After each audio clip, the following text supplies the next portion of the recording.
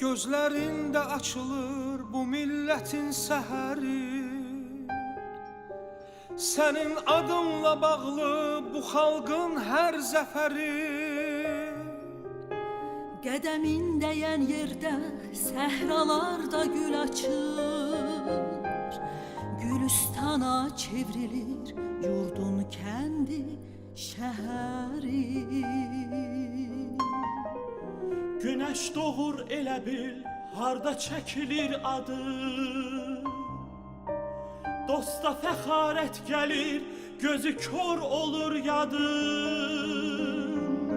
Azərbaycan deyəndə səni düşünürük biz. Azadlığa inamı xalqa sən bağışladın. Sən elə bir zirvəsən, küləklər neyləyəcək? Dünənim bugünüm sən, səninlədir gələcək. Nə qədər Azərbaycan, nə qədər bu millət var, Heydər xalqım deyəcək, xalq Heydər söyləyəcək.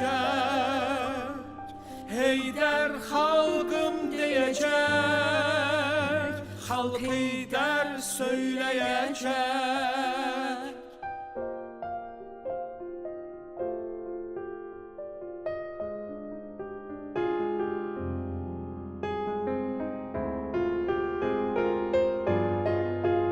Sən bu çətin zamanda gücümüz, qüvvətimiz. Sən bizim bu dünyada ən böyük sərvətimiz. Milletin imzası var imzaların içinde.